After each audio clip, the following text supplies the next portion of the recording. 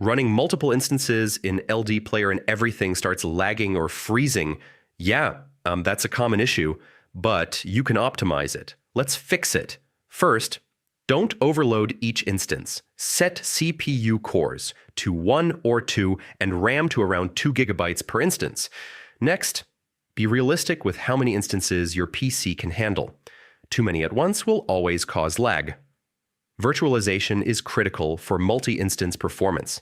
Enable Intel VTX or AMDV, reduce load across all instances, use low resolution and set FPS to around 30. Turn on performance mode in LDPlayer. This prioritizes speed over visuals. Free up as many resources as possible. Every bit of CPU and RAM counts here. Heavy games across multiple instances will lag. Use light versions or lower in-game graphics. If you have a GPU, use it.